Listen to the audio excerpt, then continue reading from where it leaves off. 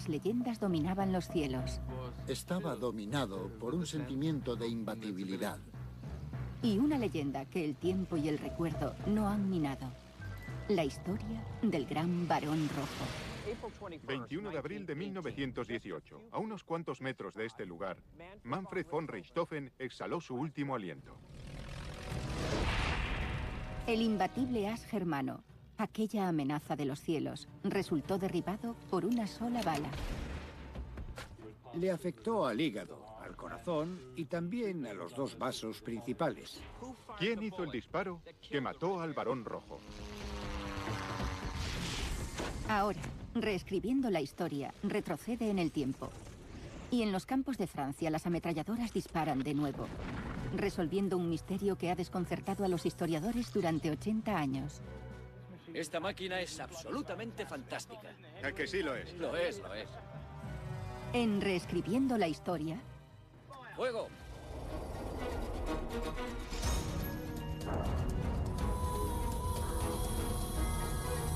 La muerte del Barón Rojo.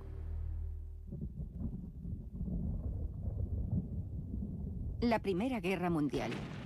La Gran Guerra. Un acontecimiento que hoy, en el siglo XXI, parece algo remoto. Pero el nombre de un hombre pervive desde entonces. Manfred von Richthofen. En 1918, su fotografía era la más famosa de Alemania. Un aristócrata de 25 años, líder de un escuadrón aéreo que aterrorizaba a sus rivales. Aviador experto, estupendo tirador. Y tan confiado en la victoria, que un día de 1917 pintó su avión de color rojo vivo, una atrevida invitación a que tratasen de derribarlo. Muchos lo intentaron y murieron en el empeño. La leyenda de von Richthofen aumentó. Manfred era una estrella. Se convirtió en una estrella porque el alto mando necesitaba éxitos y no obtenían buenos resultados en tierra, así que transformaron en héroes a estos pilotos. Richthofen derribó 80 aviones, más que cualquier otro piloto durante la guerra. Pero el 21 de abril de 1918, el sanguinario barón finalmente se convirtió en víctima. El día que murió comenzó un misterio. ¿Quién mató al Barón Rojo? Más de 80 años después, el misterio continúa. Aunque resulte increíble, reescribiendo la historia, dio con alguien vinculado a lo ocurrido aquel lejano día de primavera. Un vínculo que nos condujo hasta una tranquila ciudad australiana.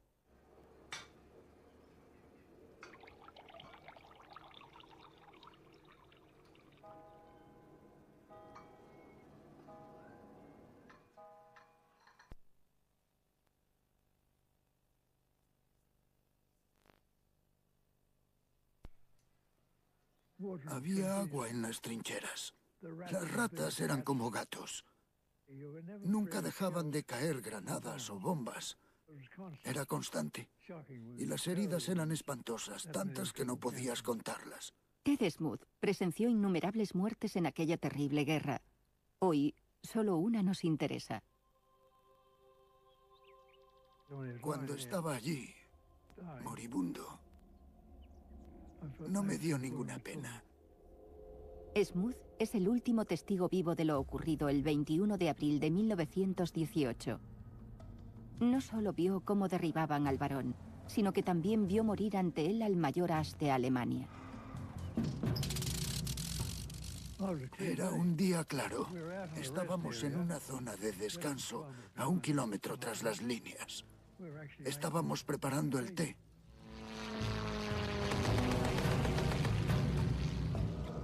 Vimos unos aviones luchando sobre la línea de fuego y entonces dos se separaron.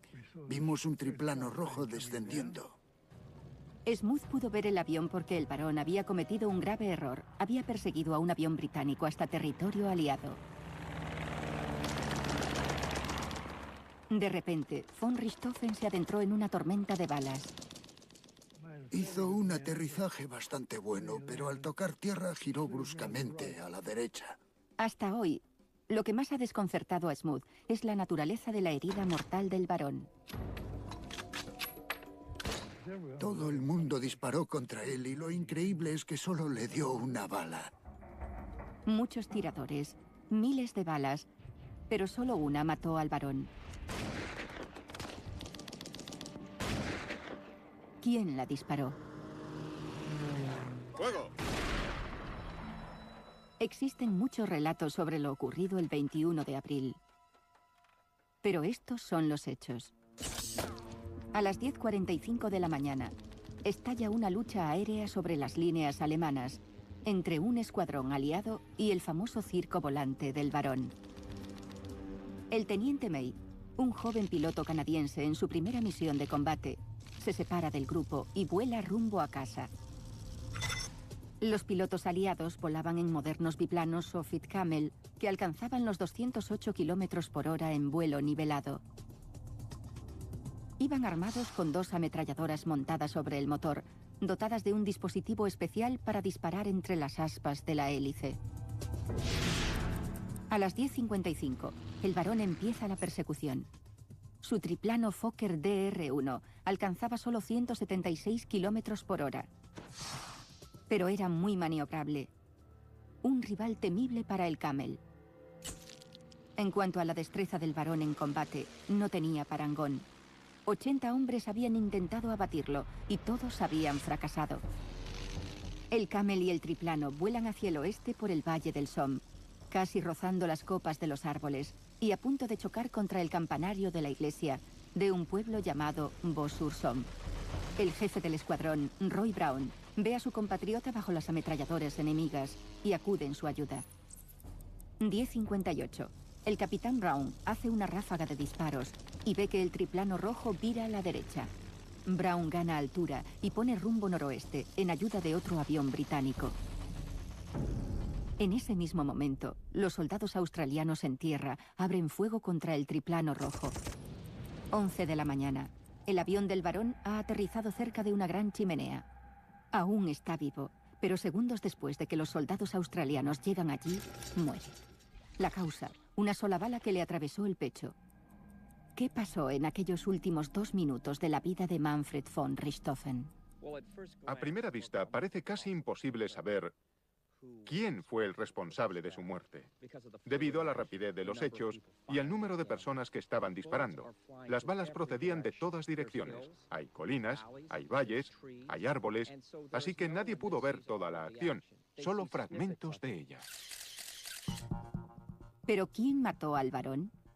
¿Fue el capitán Roy Brown, el valiente piloto canadiense que corrió en ayuda de su compañero? En una guerra con pocos héroes, todo el mundo quiso creer que la caballeresca maniobra de Brown había derribado al varón. Muchos todavía quieren creerlo hoy en día. Pero hubo otras versiones contadas por hombres cuyos nombres han sido casi olvidados por la historia. Snowy Evans, Robert Buey, Cedric Popkin, 3 soldados de infantería sin fama que también dispararon contra el triplano rojo. ¿Pudo uno de ellos haber matado al varón? ¿Estará equivocada la historia? Gracias a la técnica del siglo XXI, Reescribiendo la Historia reconstruirá los hechos del 21 de abril de 1918. Hemos reunido un equipo de expertos para nuestra investigación. Michael Selig y Brian Fuss, creadores de programas de simulación de vuelo. El experto en balística, Gary James. David King, patólogo forense. Los expertos en láser, Steve Harvey y Lawrence Ryan. ¡Plato! El experto tirador, Mike Jarley. Y el historiador, Alan Bennett. Iniciamos nuestra investigación buscando las coordenadas geográficas del último vuelo del varón.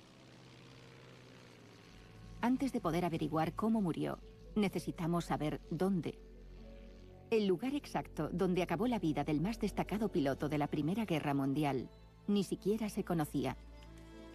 El historiador Alan Bennett ha reunido todas las pistas posibles sobre el último vuelo del Barón. Resultó que los testigos citaron 4 sitios distintos como lugar del aterrizaje. Había muchas contradicciones y discusiones. La clave parecía estar en que los testigos dijeron que el triplano fue a parar cerca de un gran montículo de tierra en un campo. Si encontraba ese montículo de tierra, tendríamos la respuesta. Entonces, examinando fotos aéreas de la zona, tomadas unas semanas antes de que abatiesen al Barón, Alan vio una sombra en medio de un campo, proyectada por aquel montículo de tierra. Pertrechado con su GPS, llevamos a Alan Bennett a Francia para inspeccionar el terreno y hallar aquel punto. Por un golpe de suerte, pudimos verificar la investigación de Bennett gracias a un detalle conocido por un lugareño. Henri de Laplace fue alcalde de Vaux-sur-Somme durante 30 años. En 1918, su abuelo era el alcalde. Este vio y luego mostró a su nieto el lugar exacto donde había aterrizado el Barón. Mi abuelo dijo que el avión de Richthofen aterrizó aquí, a unos metros de este punto. Existe una diferencia muy pequeña. ¿Muy pequeña? De 6 metros. Hemos confirmado algo. Ahora conocemos el lugar exacto donde aterrizó el triplano. Reescribiendo la historia, ha retrocedido 80 años en el tiempo. Ya sabemos dónde acaba nuestra historia, el momento y lugar donde murió el Barón Rojo. Ahora, debemos retroceder 2 minutos antes, al momento en que se hicieron los primeros disparos, para reconstruir la última batalla del Barón.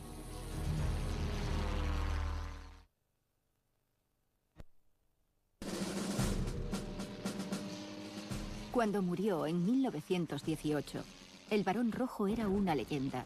El contraste a los millones de soldados anónimos que murieron en las trincheras. Pero siendo un hombre tan famoso, la polémica sobre su muerte estalló a los pocos días. El incidente ocurrido en el pueblo francés de Vaux-sur-Somme pronto provocó un montón de papeleo burocrático al ejército británico. De las 3 partes que reivindicaron su muerte, solo una recibió el respaldo oficial. El piloto canadiense capitán Roy Brown, cuyo informe recibió la aprobación con el término decisivo. Pero fue el capitán Brown quien derribó a Richthofen. O cayó el Barón por un tiro afortunado procedente de tierra. Identificar esos disparos no será fácil. Todas las armas disparadas, desde tierra y desde el aire, utilizaban idénticos proyectiles, balas de rifle calibre .303. Para acercarse más a la verdad, reescribiendo la historia pidió al historiador Alan Bennett que hiciese un repaso del último vuelo del Barón.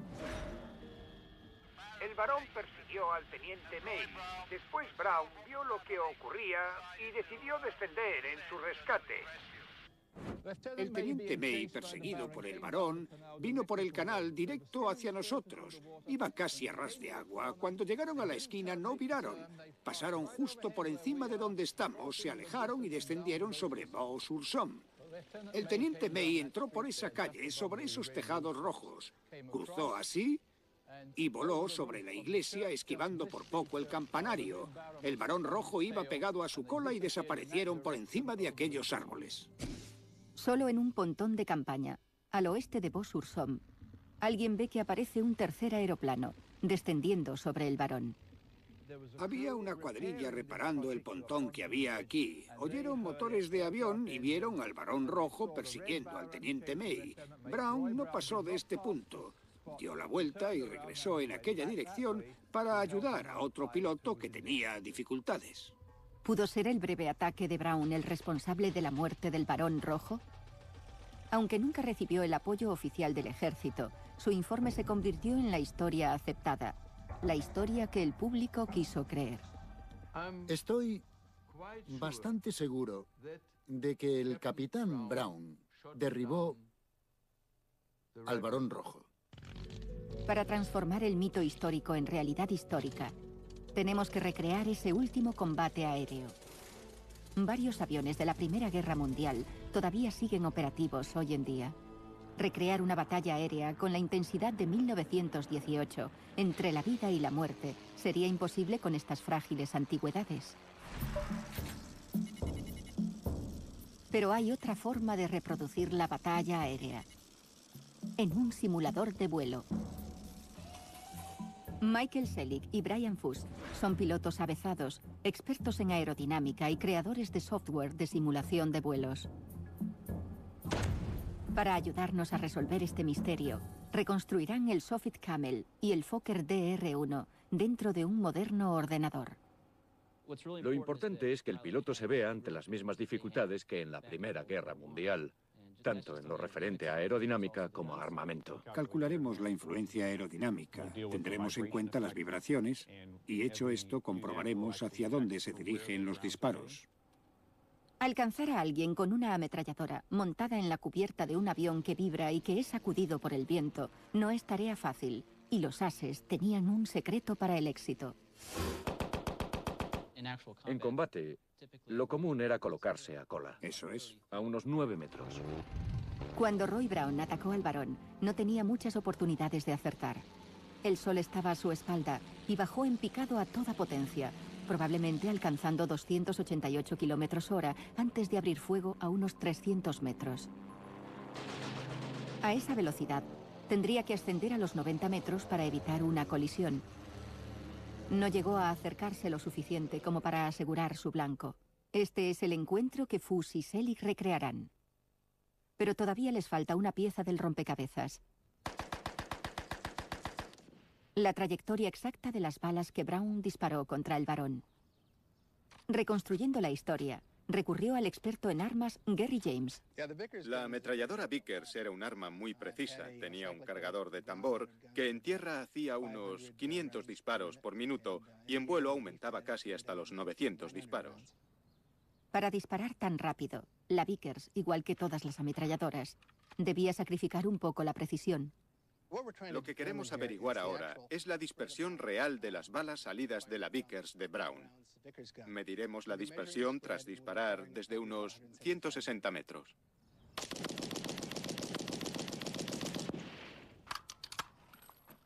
Mira eso. No está mal, no está mal. No, está muy bien. ¿Qué te parece? Vamos a medir los disparos más alejados. 40 centímetros. Sí, 40. Pero la ametralladora de Brown los dispersaría mucho más. Iba montada sobre el motor de 150 caballos del Camel, una plataforma de tiro muy inestable. Su inestabilidad pronto quedó patente para nuestros investigadores. Al montar un puntero láser en el fuselaje de un antiguo Camel, podemos ver cómo la vibración del motor desviaría un disparo. La superficie vibra, se mueve y ahí está el láser. De acuerdo. Lo que ocurre es que a medida que aplicamos potencia, se produce más oscilación, pero lo que esto nos muestra es que cuando baja la potencia se produce un desvío de unos 6 centímetros. Sumando el desvío natural del arma a la vibración del motor, da un desvío de 0,91 metros a una distancia de 300 metros. Pero falta aún sumar la aerodinámica del avión, que aumenta aún más el desvío. Tanto el Camel como el Fokker estaban impulsados por motores de rotación, y todo el motor dependía de la hélice. Esta gran masa rotatoria actuaba como un giroscopio, haciendo difícil de controlar el avión. Cuando bajo la regla se desvía a la izquierda. Esto los hacía difíciles de pilotar. Esa fuerza giroscópica habría hecho el disparo a larga distancia de Brown mucho más difícil. Hace un picado de 45 grados, muy pronunciado para un aparato de la Primera Guerra Mundial, y mientras lo hace tendría que apuntar sobre el varón. Una vez apuntado, tiraría hacia atrás de la palanca de control y con ello subiría el morro, pero entonces el efecto giroscópico desviaría el avión hacia la derecha, así que su tiro se desviaría más cada vez que maniobre para controlar el aparato.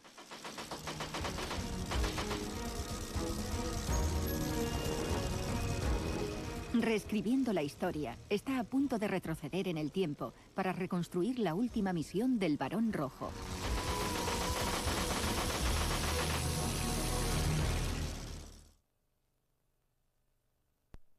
¿Quién mató al Barón Rojo?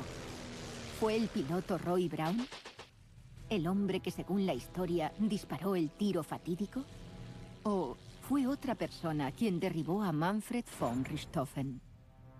Ahora, por primera vez desde aquella tarde de abril de 1918, el simulador creado para Reescribiendo la Historia está a punto de librar de nuevo esa batalla aérea.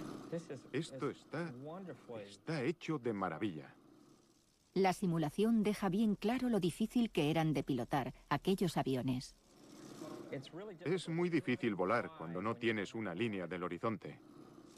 En la simulación que estamos a punto de ver, cada 7 balas disparadas proyectarán un rastro en la pantalla. Seguiremos la trayectoria de cada bala para ver si atraviesa unos recuadros que simulan la cabeza y el tronco del varón. El ordenador pilotará el avión del teniente May en un recorrido programado. Selig pilotará el triplano rojo del varón. Y Fuchs efectuará el picado de Roy Braun. Bueno, muchachos, esta es la misión. La simulación se iniciará con Braun volando a 1500 metros, justo antes de descender en ayuda de May. Así que lo idóneo sería ceñirnos lo más posible a esta misión, ¿puede ser? Sí. Bien, empecemos. De acuerdo. Empezamos. Ahí tenemos a Braun. Ajá. ¿Cuál es tu altitud ahora mismo? 630 metros. Bien. Allí abajo está el río Somme. Y se puede ver el pueblo de Vaux-sur-Somme, que aparece a la vista. Es asombroso. Mira eso. Ahí está la iglesia. Uy, tienes que... lo esquivó por poco. Y Braun baja ahora para atacar. Sí, 390 metros. Caray, vaya perspectiva. Es como estar en la cabina. Ahora voy a pasar al ataque. Busco el blanco. Es difícil. Bien, se ven las balas.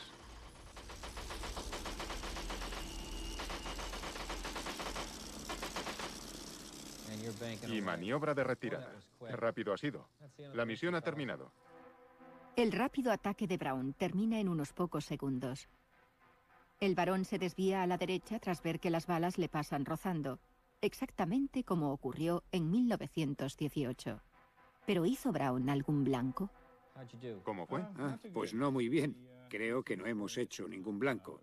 Al reproducir ese ataque es muy difícil poder conseguir un blanco. A mí me dio la impresión de que te acercaste bastante. Sí, estuve cerca varias veces, pero es difícil acertar a esa distancia.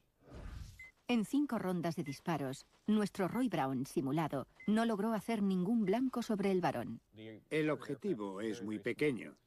De hecho, según los puntos de mira de entonces, no llega a entrar en el círculo interior.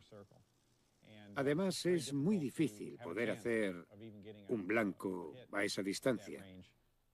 Reescribiendo la historia, ha demostrado lo difícil, casi imposible, que habría sido que Braun hubiese alcanzado al varón rojo.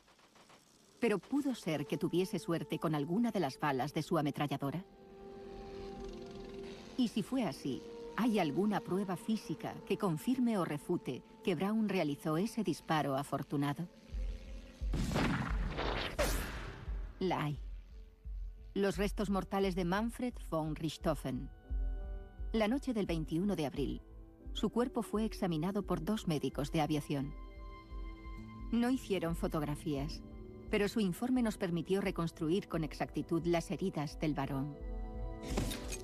Tenía una gran herida en la cara, debida al aterrizaje de emergencia, pero solo un impacto de bala, una herida de entrada a la derecha del tronco. Y un gran orificio de salida cerca del pezón izquierdo. La conclusión fue que la bala no pudo haber procedido del suelo. Un claro apoyo para Braun. Pero hubo una segunda opinión.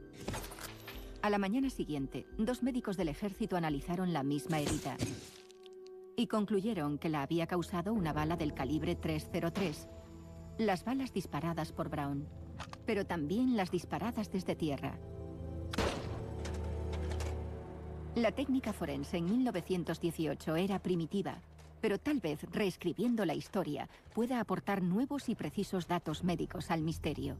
El patólogo David King sabe más que nadie acerca de las balas calibre .303 y las heridas que producen. Aquí está la bala de envoltura completa. Es alargada. El centro de gravedad está hacia la parte posterior de la bala. Es muy precisa en largas distancias, pero cuando entra en el cuerpo se hace muy inestable su interior y da vueltas. Aunque la herida de entrada no ofrece pistas, la de salida es muy reveladora. Es justo el tipo de herida que esperaría encontrar en el varón rojo por la descripción de los doctores que lo examinaron. Esto es lo que esperaría encontrar si la bala, todavía intacta, girase dentro del cuerpo y saliese de lado. El giro de la bala produce heridas tremendas y crea una onda de choque mientras atraviesa los órganos a velocidad supersónica. Todo órgano cercano a la trayectoria de la bala quedaría destrozado por la onda. Afectó a los pulmones, también al hígado, al corazón y seguramente a los dos vasos principales del cuerpo, la aorta y la vena cava inferior, produciendo un daño devastador. Creo que perdió la conciencia muy rápido, en menos de un minuto, y murió poco después. Aquí es donde aparece el problema del tiempo y donde la reivindicación de Roy Brown no se sostiene. Porque tras el ataque de Brown a las 10:58 y el giro del varón a la derecha, el triplano no fue directamente al lugar donde se estrelló.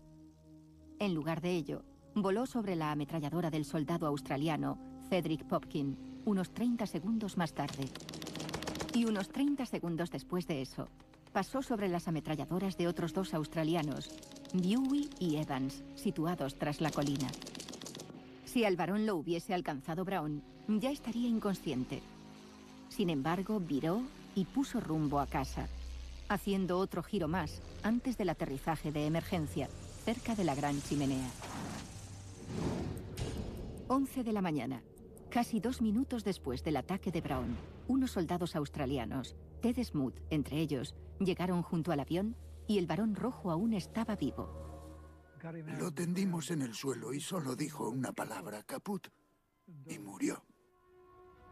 Si Brown hubiese alcanzado al varón, algo que prueba tras prueba se confirmó como imposible, Richthofen habría muerto antes de que Smoot llegase junto a él. Las pruebas son ahora abrumadoras. Al guerrero más famoso del mundo en 1918 lo mató un soldado desde tierra. Pero ¿cuál de los tiradores fue?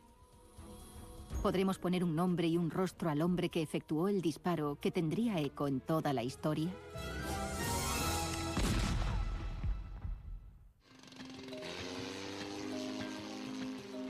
Reescribiendo la historia, intentará resolver el misterio de la muerte del varón rojo, con ayuda de este láser de alta potencia y de un avión ligero. ¿Todo humo y espejos? No. Este experimento científico histórico establecerá cuál de los tiradores pudo haber matado al varón rojo.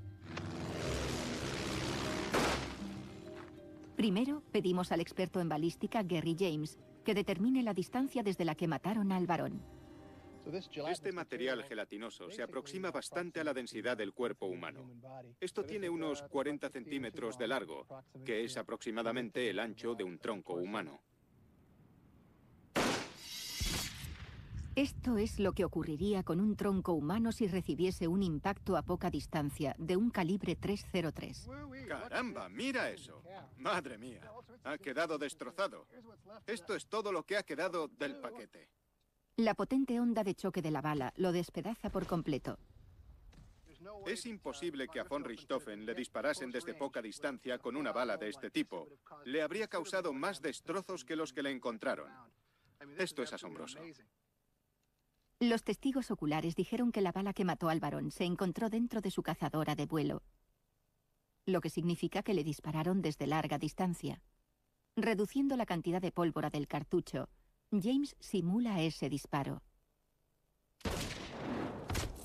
Un proyectil disparado desde unos 700 metros provoca esto. El impacto está a unos 2 centímetros por debajo de donde apunté. A ver si ha salido algo por el otro lado. No, no ha salido. Aquí hay un agujero de salida. Está bastante cerca del extremo, así que esto confirmaría la teoría de que quizá le dispararon desde esa distancia con un calibre .303. Haber alcanzado al varón desde casi 1 kilómetro es poco menos que milagroso. Pero alguien lo consiguió. La incógnita es, ¿quién? El historiador Alan Bennett puede llevarnos hasta la respuesta. Sus metódicos estudios de las declaraciones de los testigos nos han proporcionado una lista de tiradores. Los que tuvieron la oportunidad de efectuar un disparo que hubiese alcanzado al varón, en la parte derecha del tronco. El varón pasó sobre Popkin, pero Popkin le disparó por detrás. Eso lo elimina de la lista. Cuando se aproximaba a la batería 53, Buey y Evans le dispararon de frente. No pudieron alcanzarle por la derecha. Cuando el varón viró en redondo, dejó expuesto el flanco derecho hacia Evans y sabemos que Evans disparó mientras él maniobraba. El varón se aproximó de nuevo a Popkin, que disparó otra vez desde la derecha.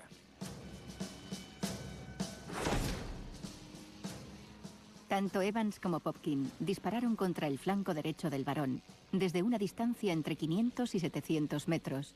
Alcanzar un objetivo en movimiento a esa distancia requiere gran pericia y mucha suerte.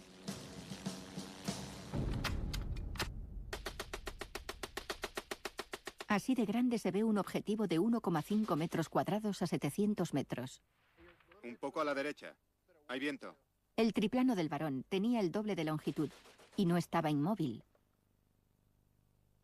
Para acertar a esta distancia hay que apuntar alto, para compensar el hecho de que la bala bajará más de 30 centímetros.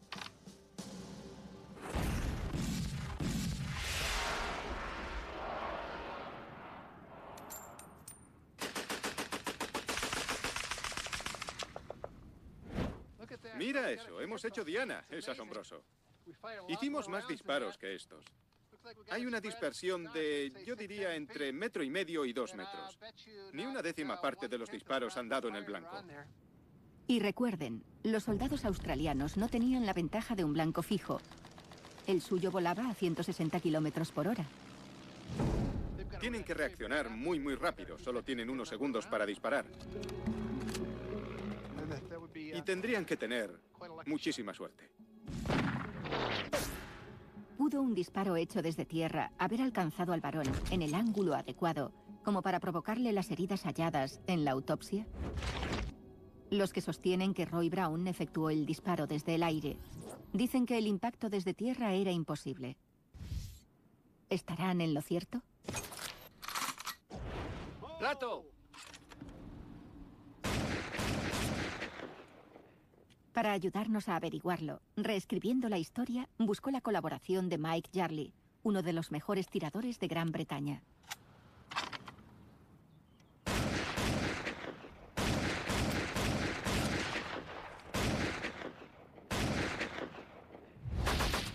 Aquí tenemos una ametralladora Lewis, una de las clásicas de la Primera Guerra Mundial.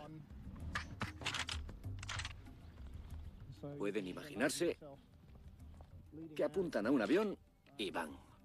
Cuando se dispara sobre un blanco móvil, hay que apuntar por delante de él, porque cuando la bala llega allí, el blanco ha variado.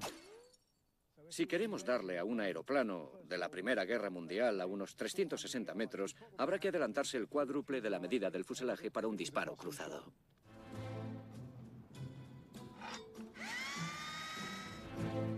Fue difícil conseguir que nos dejasen derribar un avión real con balas de verdad. Pero reescribiendo la historia, ha encontrado la forma de reproducir el disparo sin arriesgar ni al avión ni al piloto. Para este experimento, la ametralladora de Jarley será este potente láser, programado por los expertos Lawrence Ryan y Steve Harvey. La ubicación resulta obvia. El mismo lugar desde el que se hizo el disparo en 1918. Primero, la posición del sargento Popkin. Os aseguro que esta máquina es absoluta y completamente fantástica. ¿Verdad que lo es? Lo es, sí. Tuvimos que enfrentarnos a una complicación técnica. Una bala tarda unas décimas en alcanzar un objetivo desde esta distancia. Pero el rayo láser llega casi instantáneamente. Para reproducir esa demora temporal, el software desviará el ángulo del láser para que el tirador tenga que apuntar por delante del objetivo para dar en el blanco. En vez de emitir un rayo constante, el láser hará 7 pulsaciones cortas por segundo. Cada pulsación es una bala. El láser dispersa las balas de la misma forma que haría la ametralladora Lewis.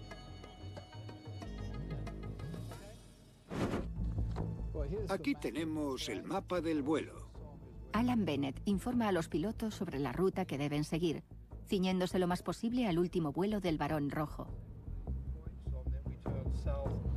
Jarly usará unas gafas que impiden el paso de la luz verde a sus ojos. Cuando pongo las gafas en medio del haz, queda eliminado por completo. No aparece nada detrás. O sea que tendrás que llevar estas gafas mientras apuntes al avión, para que no veas el láser. Porque eso, claro está, te ayudaría bastante.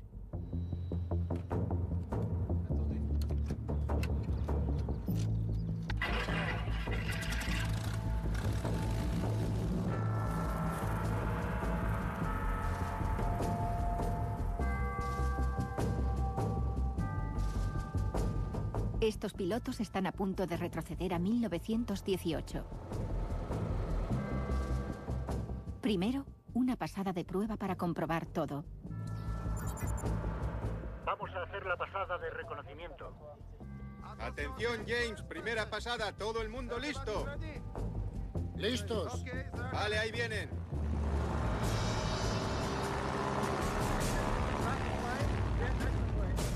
Y... ¡fuego!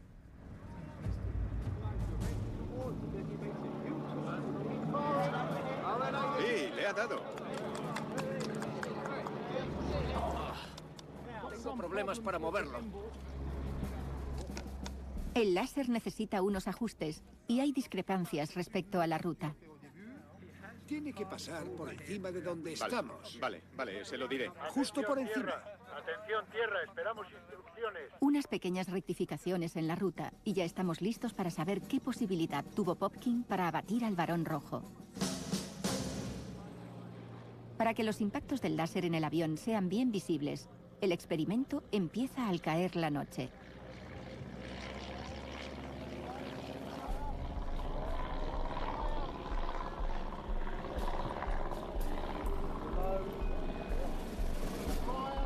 Dispararle al avión por detrás es solo un calentamiento para Jarly. Popkin nunca dijo que había disparado desde atrás. Y la distancia es corta, solo unos 180 metros. La prueba real será el disparo a larga distancia, cuando el avión vire en dirección a casa. Ahí viene. ¿Preparado? Preparado y ¡fuego!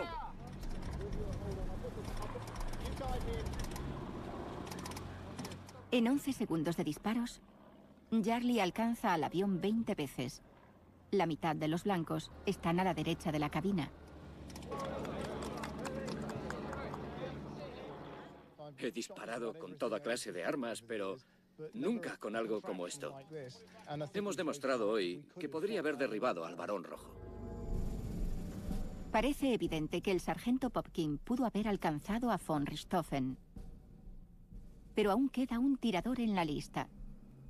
Y ahora ha llegado el momento de darle la oportunidad de conseguir la inmortalidad.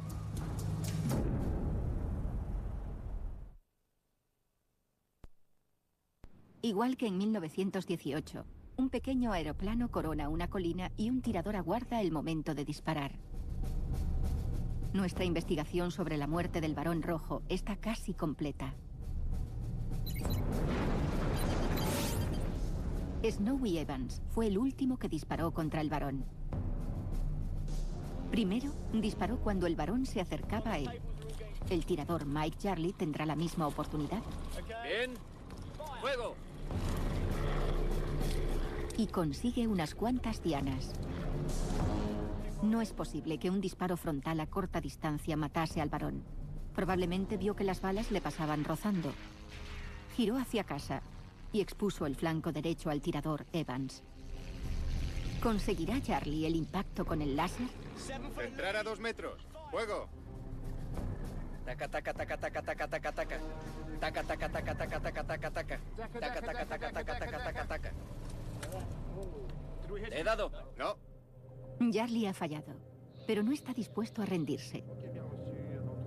Ordena que el avión dé la vuelta para un nuevo intento. Ahí viene por la izquierda. Allá voy.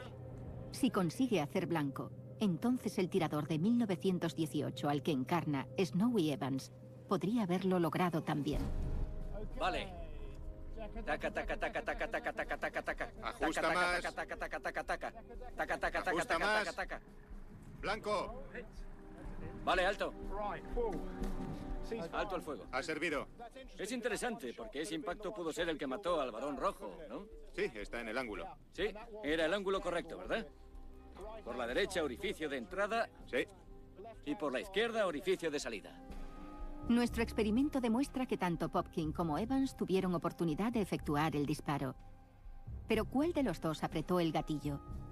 Nuestro misterio quizás se resuelva no en los campos de Francia, sino en los numerosos documentos de Alan Bennett. Los experimentos de reescribiendo la historia llevaron a Bennett a revisar los archivos, y puede que en un documento haya encontrado la prueba clave que buscamos. En 1935, el sargento Popkin escribió una carta al historiador oficial de guerra australiano, en la que describía lo que había ocurrido. Adjuntó el bosquejo, un plano que había estado extraviado durante 70 años. Popkin solo había disparado realmente entre estos dos puntos, cuando el varón dejó expuesto no el flanco derecho, sino el frente. El sargento Popkin dice que mientras iba en dirección a él y le estaba disparando, vio cómo se sacudía y creyó que había alcanzado al piloto en ese momento. Pero Popkin estaba disparando frontalmente, así que no es probable que le diese. Por su propio testimonio, el sargento Popkin se descartó de la lista. De todos los contendientes, Brown, Popkin, Buey, el único que queda es Snowy Evans. Un hombre de quien no existe ni una sola fotografía. Un hombre que murió sin hijos ni domicilio fijo en 1925. ¿Fue este el hombre que mató al varón rojo? Si es así, al igual que millones de compañeros de armas de la Gran Guerra, pasó a la historia y al olvido. No tenemos el arma, no tenemos la bala, no tenemos pruebas que apoyen esta teoría. Todo lo que sabemos es que el capitán Brown no fue el que derribó al varón rojo. Fue el soldado australiano. Resulta irónico que el hombre que mató al varón rojo quizás no supiese jamás que había derribado a una leyenda.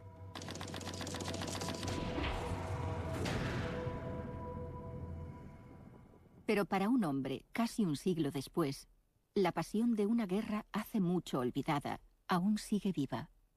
Fue estupendo ver al varón rojo derribado, ver su fin. Fue algo bueno porque era una amenaza. Para los soldados anónimos que vivieron y murieron en el barro de las trincheras, la muerte del varón rojo fue su gran victoria. Le dominaba un sentimiento de imbatibilidad. Hizo total caso omiso de sus propias reglas. Nunca atacar en solitario. Ese fue su error. 21 de abril de 1918. El día en el que David abatió a Goliat en los campos de Francia.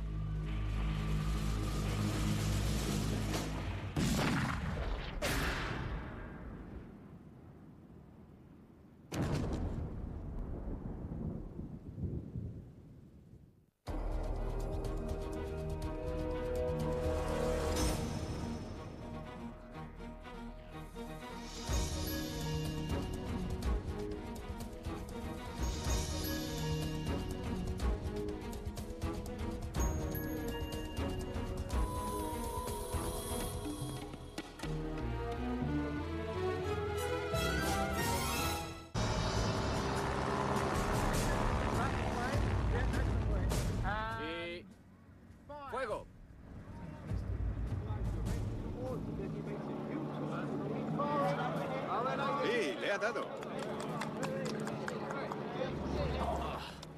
Tengo problemas para moverlo. El láser necesita unos ajustes y hay discrepancias respecto a la ruta.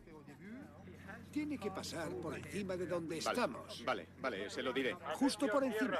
Atención, tierra, esperamos instrucciones. Unas pequeñas rectificaciones en la ruta y ya estamos listos para saber qué posibilidad tuvo Popkin para abatir al varón rojo. Para que los impactos del láser en el avión sean bien visibles, el experimento empieza al caer la noche.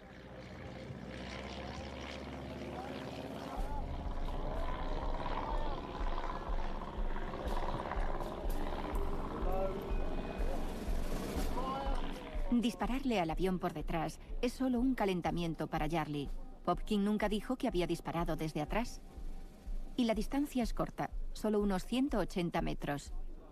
La prueba real será el disparo a larga distancia, cuando el avión vire en dirección a casa. Ahí viene. ¿Preparado? Preparado y ¡fuego!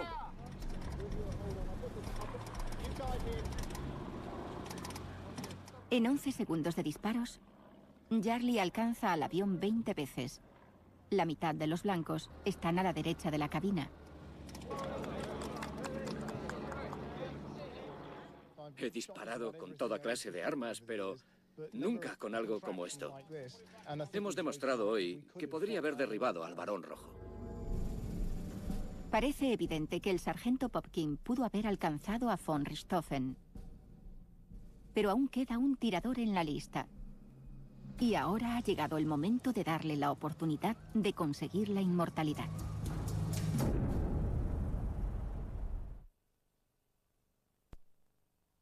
Igual que en 1918, un pequeño aeroplano corona una colina y un tirador aguarda el momento de disparar. Nuestra investigación sobre la muerte del varón rojo está casi completa. Snowy Evans fue el último que disparó contra el varón. Primero, disparó cuando el varón se acercaba a él. El tirador Mike Jarly tendrá la misma oportunidad. Bien, ¡fuego! Y consigue unas cuantas dianas. No es posible que un disparo frontal a corta distancia matase al varón, toque los testigos citaron 4 sitios distintos como lugar del aterrizaje. Había muchas contradicciones y discusiones. La clave parecía estar en que los testigos dijeron que el triplano fue a parar cerca de un gran montículo de tierra en un campo. Si encontraba ese montículo de tierra, tendríamos la respuesta. Entonces, examinando fotos aéreas de la zona, tomadas unas semanas antes de que abatiesen al varón, Alan vio una sombra en medio de un campo, proyectada por aquel montículo de tierra. Pertrechado con su GPS, llevamos a Alan Bennett a Francia para inspeccionar el terreno y hallar aquel punto. Por un golpe de suerte, pudimos verificar la investigación de Bennett gracias a un detalle conocido por un lugareño. Henri de Laplace fue alcalde de Vaux-sur-Somme durante 30 años. En 1918, su abuelo era el alcalde. Este vio y luego mostró a su nieto el lugar exacto donde había aterrizado el varón. Mi abuelo dijo que el avión de Richthofen aterrizó aquí, a unos metros de este punto. Existe una diferencia muy pequeña. ¿Muy pequeña? De 6 metros. Hemos confirmado algo. Ahora conocemos el lugar exacto donde aterrizó el triplano. Reescribiendo la historia, ha retrocedido 80 años en el tiempo. Ya sabemos dónde acaba nuestra historia, el momento y lugar donde murió el varón rojo. Ahora, debemos retroceder 2 minutos antes, al momento en que se hicieron los primeros disparos, para reconstruir la última batalla del varón.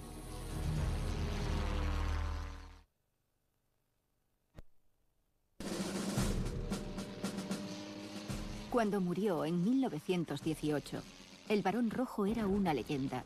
El contraste a los millones de soldados anónimos que murieron en las trincheras. Pero siendo un hombre tan famoso, la polémica sobre su muerte estalló a los pocos días. El incidente ocurrido en el pueblo francés de Vaux-sur-Somme pronto provocó un montón de papeleo burocrático al ejército británico. De las 3 partes que reivindicaron su muerte, solo una recibió el respaldo oficial. El piloto canadiense capitán Roy Brown, cuyo informe recibió la aprobación con el término decisivo. Pero fue el capitán Brown quien derribó a Richthofen. O cayó el varón por un tiro afortunado procedente de tierra. Identificar esos disparos no será fácil. Todas las armas disparadas, desde tierra y desde el aire, utilizaban idénticos proyectiles, balas de rifle calibre .303. Para acercarse más a la verdad, reescribiendo la historia, pidió al historiador Alan Bennett que hiciese un repaso del último vuelo. Y voló sobre la iglesia, esquivando por poco el campanario. El varón rojo iba pegado a su cola y desaparecieron por encima de aquellos árboles. Solo en un pontón de campaña, al oeste de Vaux-sur-Somme, alguien ve que aparece un tercer aeroplano, descendiendo sobre el varón. Había una cuadrilla reparando el pontón que había aquí. Oyeron motores de avión y vieron al varón rojo persiguiendo al teniente May. Brown no pasó de este punto. Dio la vuelta y regresó en aquella dirección para ayudar a otro piloto que tenía dificultades. ¿Pudo ser el breve ataque de Brown el responsable de la muerte del varón rojo? Aunque nunca recibió el apoyo oficial del ejército, su informe se convirtió en la historia aceptada, la historia que el público quiso creer. Estoy bastante seguro de que el capitán Brown derribó al varón rojo. Para transformar el mito histórico en realidad histórica, tenemos que recrear ese último combate aéreo. Varios aviones de la Primera Guerra Mundial todavía siguen operativos hoy en día. Recrear una batalla aérea con la intensidad de 1918, entre la vida y la muerte, sería imposible con estas frágiles antigüedades. Pero hay otra forma de reproducir la batalla aérea. En un simulador de vuelo. Michael Selig y Brian Fuss son pilotos avezados, expertos en aerodinámica y creadores de software de simulación de vuelos. Para ayudarnos a resolver este misterio, reconstruirán el Sofit Camel y el Fokker DR-1 dentro de un moderno ordenador. Lo importante es que el piloto se vea ante las mismas dificultades que en la Primera Guerra Mundial, tanto en lo referente a aerodinámica como a armamento. Calcularemos la influencia aerodinámica, tendremos en cuenta las vibraciones y, hecho esto, comprobaremos hacia dónde se dirigen los disparos. Alcanzar a alguien con una ametralladora montada en la cubierta de un avión que vibra y que es sacudido por el viento no es tarea fácil, y los ases tenían un secreto para el éxito. En combate, lo común era colocarse a cola. Eso es. A unos 9 metros. Cuando Roy Brown atacó al varón, no tenía muchas oportunidades de acertar.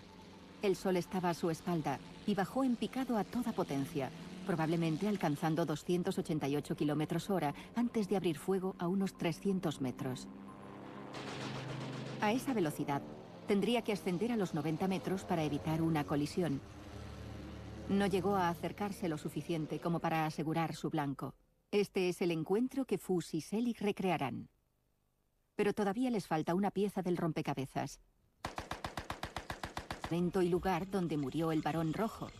Ahora, debemos retroceder 2 minutos antes, al momento en que se hicieron los primeros disparos, para reconstruir la última batalla del varón.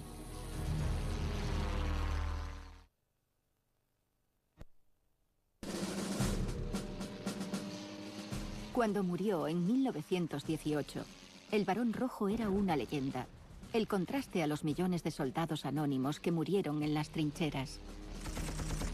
Pero siendo un hombre tan famoso, la polémica sobre su muerte estalló a los pocos días.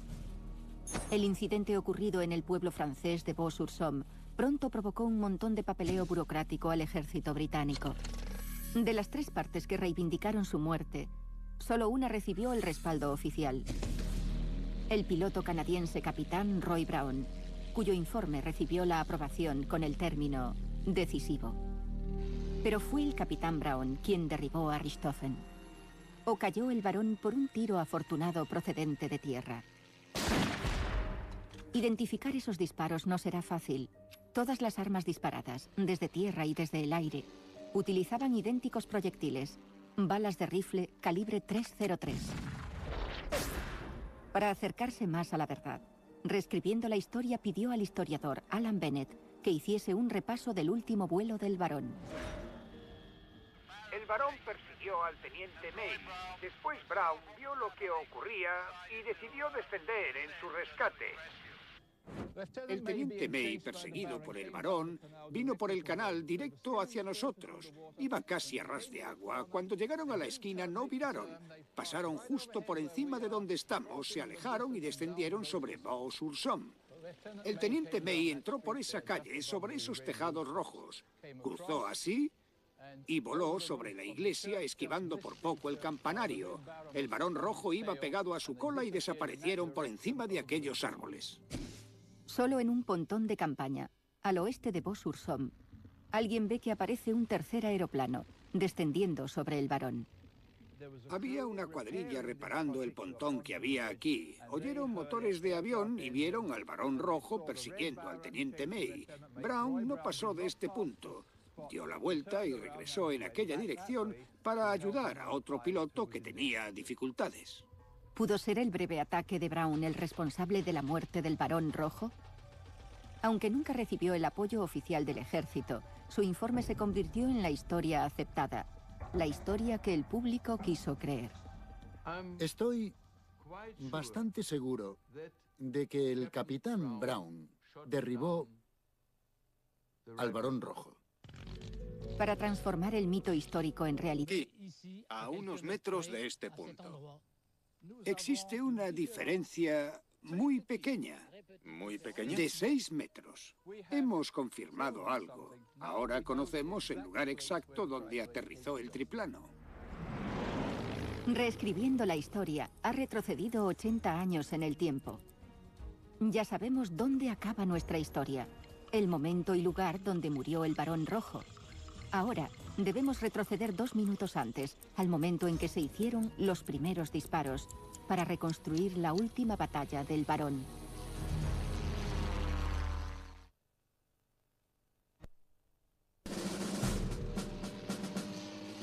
Cuando murió en 1918, el Barón Rojo era una leyenda.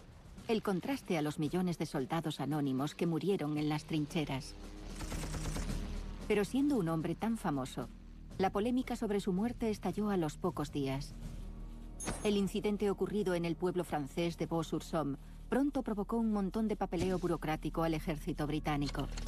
De las 3 partes que reivindicaron su muerte, solo una recibió el respaldo oficial. El piloto canadiense capitán Roy Brown, cuyo informe recibió la aprobación con el término decisivo. Pero fue el capitán Brown quien derribó a Richthofen. ¿O cayó el Barón por un tiro afortunado procedente de tierra? Identificar esos disparos no será fácil. Todas las armas disparadas, desde tierra y desde el aire, utilizaban idénticos proyectiles, balas de rifle calibre .303. Para acercarse más a la verdad, reescribiendo la historia, pidió al historiador Alan Bennett que hiciese un repaso del último vuelo del Barón. El Barón persiguió al teniente May. Después Brown vio lo que ocurría y decidió descender en su rescate. El teniente May, perseguido por el Barón, vino por el canal directo hacia nosotros. Iba casi a ras de agua. Cuando llegaron a la esquina no viraron. Pasaron justo por encima de donde estamos, se alejaron y descendieron sobre Vaux-sur-Somme. El teniente May entró por esa calle, sobre esos tejados rojos. Cruzó así y voló sobre la iglesia, esquivando por poco el campanario. El Barón Rojo iba pegado a su cola y desaparecieron por encima de aquellos árboles. Solo en un pontón de campaña, al oeste de Vaux-sur-Somme, alguien ve que aparece un tercer aeroplano, descendiendo sobre el Barón. Había una cuadrilla reparando el pontón que había aquí. Oyeron motores de avión y vieron al Barón Rojo persiguiendo al teniente May. Brown no pasó de este punto. Dio la vuelta y regresó en aquella dirección para ayudar a otro piloto que tenía dificultades. ¿Pudo ser el breve ataque? Una estrella, porque el alto mando necesitaba éxitos y no obtenían buenos resultados en tierra, así que transformaron en héroes a estos pilotos. Richthofen derribó 80 aviones, más que cualquier otro piloto durante la guerra. Pero el 21 de abril de 1918, el sanguinario barón finalmente se convirtió en víctima. El día que murió comenzó un misterio. ¿Quién mató al barón rojo? Más de 80 años después, el misterio continúa. Aunque resulte increíble, reescribiendo la historia, dio con alguien vinculado a lo ocurrido aquel lejano día de primavera. Un vínculo que nos condujo hasta una tranquila ciudad australiana.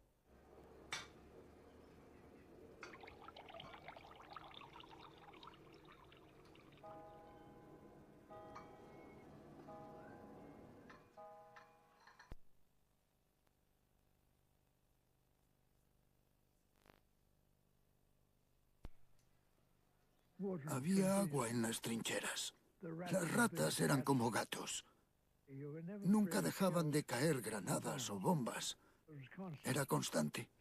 Y las heridas eran espantosas, tantas que no podías contarlas.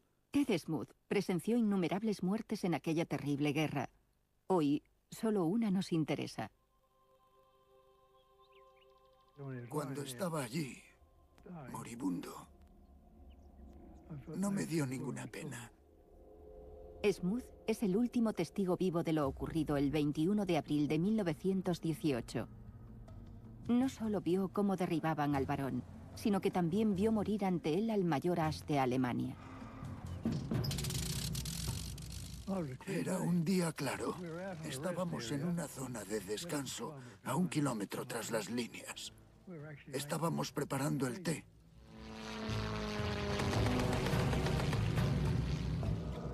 Vimos unos aviones luchando sobre la línea de fuego y entonces dos se separaron. Vimos un triplano rojo descendiendo. Smoot pudo ver el avión porque el barón había cometido un grave error. Había perseguido a un avión británico hasta territorio aliado. De repente, von Richthofen se adentró en una tormenta de balas. Hizo un aterrizaje bastante bueno, pero al tocar tierra giró bruscamente a la derecha. Hasta hoy, lo que más ha desconcertado a Smoot es la naturaleza de la herida mortal del barón. Todo el mundo disparó contra él y lo increíble es que solo le dio una bala. Muchos tiradores. Ametralladora Lewis, una de las clásicas de la Primera Guerra Mundial. Pueden imaginarse que apuntan a un avión y van. Cuando se dispara sobre un blanco móvil, hay que apuntar por delante de él, porque cuando la bala llega allí, el blanco ha variado. Si queremos darle a un aeroplano de la Primera Guerra Mundial a unos 360 metros, habrá que adelantarse el cuádruple de la medida del fuselaje para un disparo cruzado.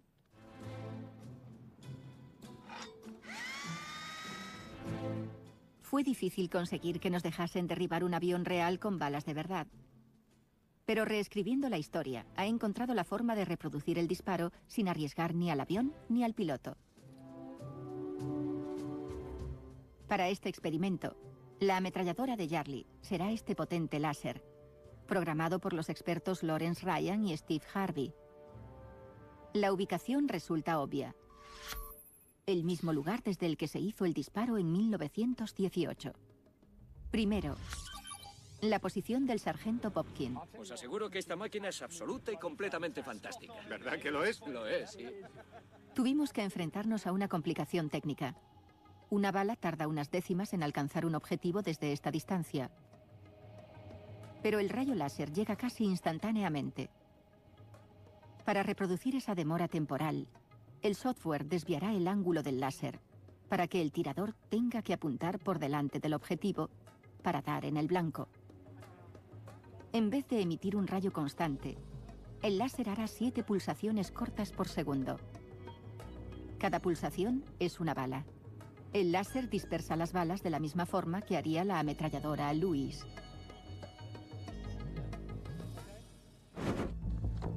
Aquí tenemos el mapa del vuelo. Alan Bennett informa a los pilotos sobre la ruta que deben seguir, ciñéndose lo más posible al último vuelo del Barón Rojo. Jarly usará unas gafas que impiden el paso de la luz verde a sus ojos. Cuando pongo las gafas en medio del haz, queda eliminado por completo. No aparece nada detrás. O sea que tendrás que llevar estas gafas mientras apuntes al avión, para que no veas el láser. Porque eso, claro está, te ayudaría bastante.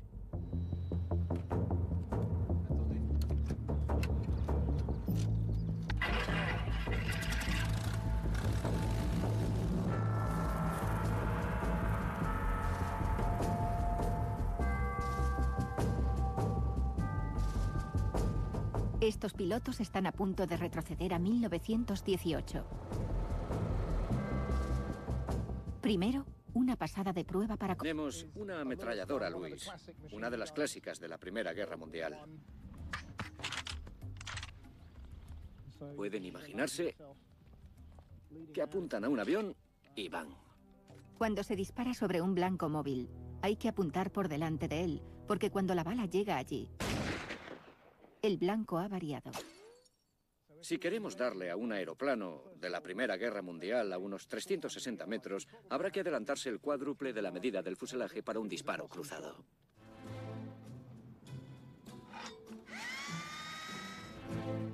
Fue difícil conseguir que nos dejasen derribar un avión real con balas de verdad. Pero reescribiendo la historia, ha encontrado la forma de reproducir el disparo sin arriesgar ni al avión ni al piloto. Para este experimento, la ametralladora de Jarly será este potente láser, programado por los expertos Lawrence Ryan y Steve Harvey. La ubicación resulta obvia. El mismo lugar desde el que se hizo el disparo en 1918. Primero, la posición del sargento Popkin. Os aseguro que esta máquina es absoluta y completamente fantástica. ¿Verdad que lo es? Lo es, sí. Tuvimos que enfrentarnos a una complicación técnica. Una bala tarda unas décimas en alcanzar un objetivo desde esta distancia. Pero el rayo láser llega casi instantáneamente. Para reproducir esa demora temporal, el software desviará el ángulo del láser para que el tirador tenga que apuntar por delante del objetivo para dar en el blanco. En vez de emitir un rayo constante, el láser hará 7 pulsaciones cortas por segundo. Cada pulsación es una bala. El láser dispersa las balas de la misma forma que haría la ametralladora Lewis.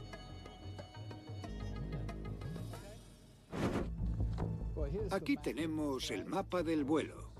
Alan Bennett informa a los pilotos sobre la ruta que deben seguir, ciñéndose lo más posible al último vuelo del Barón Rojo. Jarly usará unas gafas que impiden el paso de la luz verde a sus ojos. Cuando pongo las gafas en medio del haz, queda eliminado por completo. No aparece nada detrás.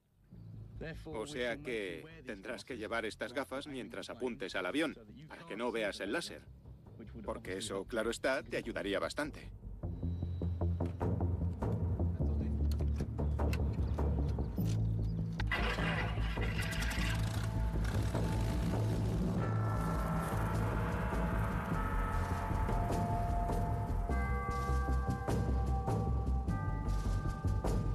Estos pilotos están a punto de retroceder a 1918. Primero, una pausa. Dewey y Evans, situados tras la colina. Si al varón lo hubiese alcanzado Brown, ya estaría inconsciente. Sin embargo, viró y puso rumbo a casa, haciendo otro giro más antes del aterrizaje de emergencia, cerca de la gran chimenea. 11 de la mañana. Casi 2 minutos después del ataque de Brown, unos soldados australianos, Ted Smoot entre ellos, llegaron junto al avión y el Barón Rojo aún estaba vivo. Lo tendimos en el suelo y solo dijo una palabra, caput, y murió. Si Brown hubiese alcanzado al Barón, algo que prueba tras prueba se confirmó como imposible, Richthofen habría muerto antes de que Smoot llegase junto a él. Las pruebas son ahora abrumadoras. Al guerrero más famoso del mundo en 1918 lo mató un soldado desde tierra. Pero ¿cuál de los tiradores fue? ¿Podremos poner un nombre y un rostro al hombre que efectuó el disparo que tendría eco en toda la historia?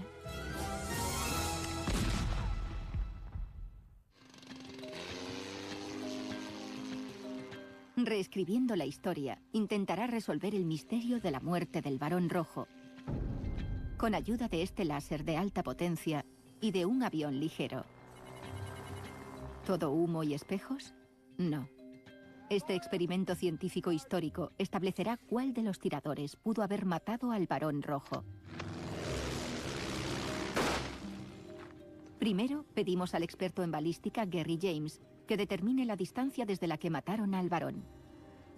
Este material gelatinoso se aproxima bastante a la densidad del cuerpo humano. Esto tiene unos 40 centímetros de largo, que es aproximadamente el ancho de un tronco humano. Esto es lo que ocurriría con un tronco humano si recibiese un impacto a poca distancia de un calibre 303. ¡Caramba! ¡Mira eso! ¡Madre mía! Ha quedado destrozado. Esto es todo lo que ha quedado del paquete. La potente onda de choque de la bala lo despedaza por completo. Es imposible que a von Richthofen le disparasen desde poca distancia con una bala de este tipo. Le habría causado más destrozos que los que le encontraron. Esto es asombroso. Los testigos oculares dijeron que la bala que mató al Barón se encontró dentro de su cazadora de vuelo, lo que significa que le dispararon desde larga distancia. Reduciendo la cantidad de pólvora del cartucho, James simula ese disparo. Un proyectil disparado desde unos 700 metros provoca esto. El impacto está a unos 2 centímetros por debajo de donde apunté. A ver si ha salido algo por el otro lado. No, no ha salido. 45 grados. Muy pronunciado para un aparato de la Primera Guerra Mundial, y mientras lo hace tendría que apuntar sobre el Barón. Una vez apuntado, tiraría hacia atrás de la palanca de control y con ello subiría el morro, pero entonces el efecto giroscópico desviaría el avión hacia la derecha, así que su tiro se desviaría más cada vez que maniobre para controlar el aparato.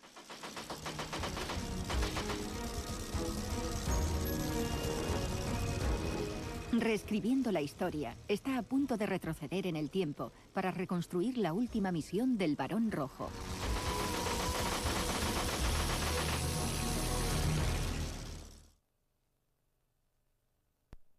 ¿Quién mató al Barón Rojo? ¿Fue el piloto Roy Brown? ¿El hombre que, según la historia, disparó el tiro fatídico? ¿O fue otra persona quien derribó a Manfred von Richthofen? Ahora, por primera vez desde aquella tarde de abril de 1918, el simulador creado para Reescribiendo la Historia está a punto de librar de nuevo esa batalla aérea. Esto está hecho de maravilla. La simulación deja bien claro lo difícil que eran de pilotar aquellos aviones. Es muy difícil volar cuando no tienes una línea del horizonte. En la simulación que estamos a punto de ver, cada 7 balas disparadas proyectarán un rastro en la pantalla. Seguiremos la trayectoria de cada bala para ver si atraviesa unos recuadros que simulan la cabeza y el tronco del Barón. El ordenador pilotará el avión del teniente May en un recorrido programado. Selig pilotará el triplano rojo del Barón. Y Fuchs efectuará el picado de Roy Brown. Bueno, muchachos, esta es la misión. La simulación se iniciará con Brown volando a 1500 metros, justo antes de descender en ayuda de May. Así que lo idóneo sería ceñirnos lo más posible a esta misión, ¿puede ser? Sí. Bien, empecemos. De acuerdo. Empezamos. Ahí tenemos a Brown. Ajá. ¿Cuál es tu altitud ahora mismo? 630 metros. Bien. Allí abajo está el río Somme. Y se puede ver el pueblo de Vaux-sur-Somme, que aparece a la vista. Es asombroso. Mira eso. Ahí está la iglesia. Uy, tienes que... lo esquivó por poco. Y Brown baja ahora para atacar. Sí, 390 metros. Caray, vaya perspectiva. Es como estar en la cabina. Ahora voy a pasar al ataque. Busco el blanco. Es difícil.